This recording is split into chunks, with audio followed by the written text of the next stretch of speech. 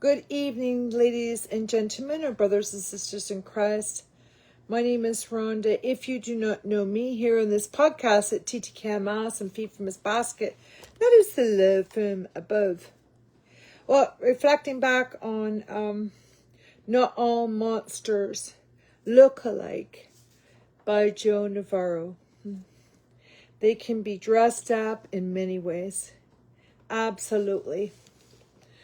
So my response to this, as I was writing, I'm reflecting back on character, on our own character, of God's character, of the different monsters that are in life, or even setups, or what people gain from it as games and behaviors.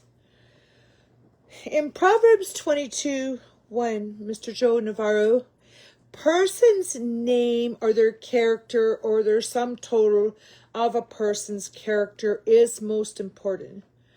It does not in this matter if the person is rich or if they are foolish, but a wise person develops their character who pursue God's wisdom. It's digging in truth to his character. Yes, it is very sad and unfortunate of the characters of monsters or premeditation or setups or evil, wicked games. But we need to break the silence of this. And breaking this silence which shakes the frame. Now, Mr. Chase Hughes talks about shaking the frame.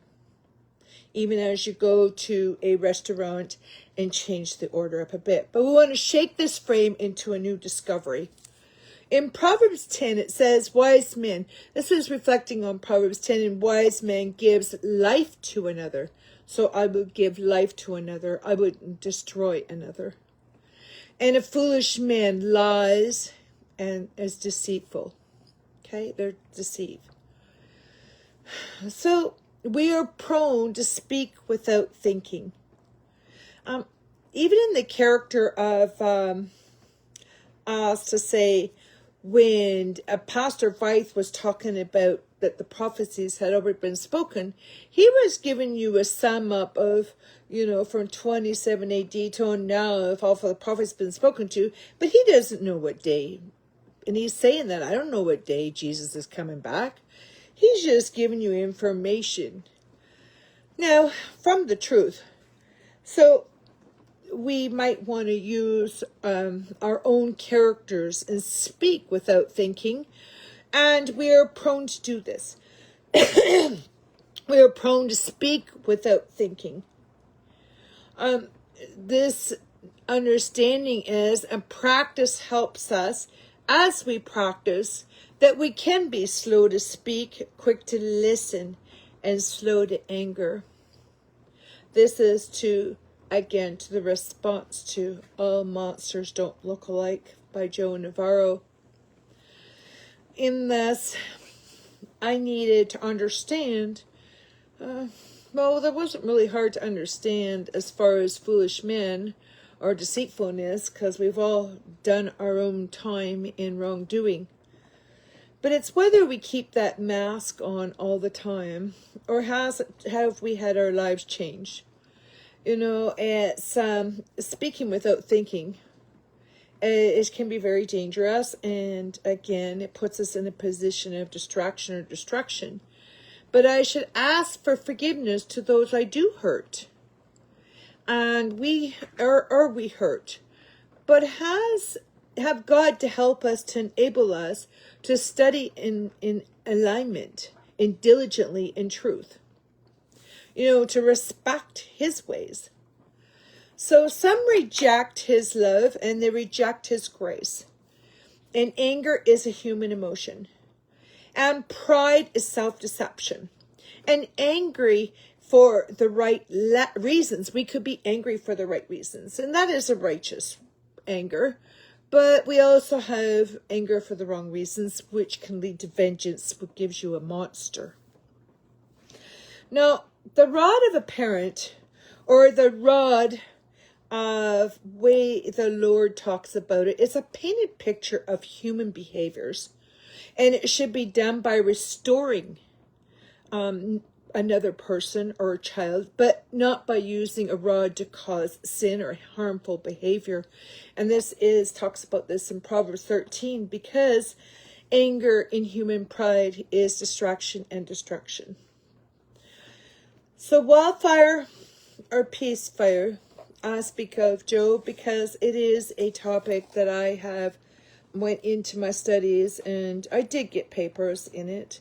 For that study, it was some free courses anybody can take as you go to a wildfire and you see what's going on. You don't want to run into the fire, but we want to put out the fire with the fire extinguisher, or the firemen do. But it also is our everyday life, and how we can use peacefire and wildfire in our own homes and with others. But wildfire is destruction, and it harms us, it burns us, and it shuts down our cognitive thinking, and you not being able to use wise decisions, because we become haughty, become noisy, become righteous of our own.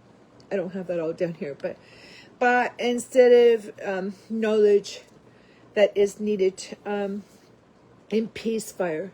So peace fire is the knowledge needed that fills us with wisdom, and it's called the truth, Jesus. But it's a choice.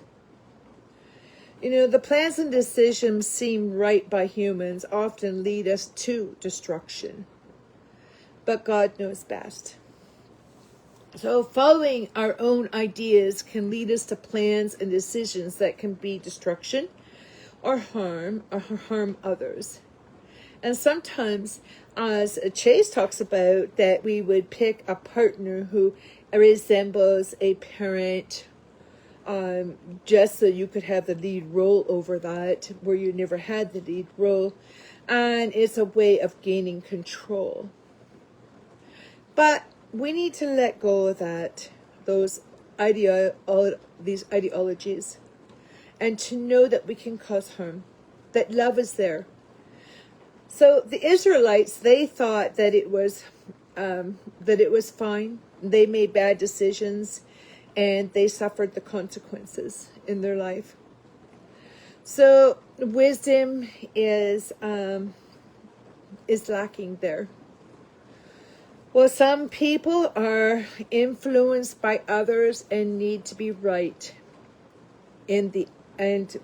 we need to be right in the eye of God. And sometimes we have to reject the opinions of others and follow the truth. And that gives us wisdom.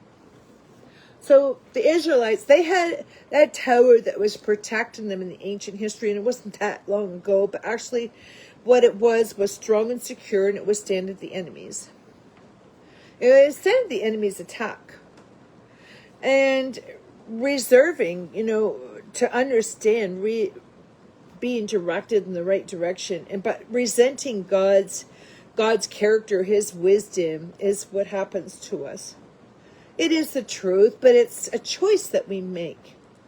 Now, with love and grace and mercy and patience and kindness and holiness is a strong tower in Proverbs 18:10. But so is forgiveness. It's very powerful.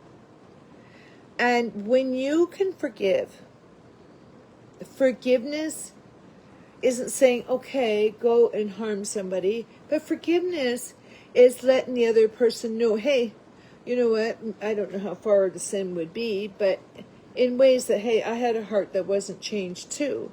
Or I was puffy and haughty at one time too. And I needed my character changed. So, fear of the Lord leads to life. So fear of the Lord is respect. And one will sleep at night without having that danger. And it just kind of, if you stop and reflect on that. But it will give us correction. And if you don't have the correction, it leads you astray.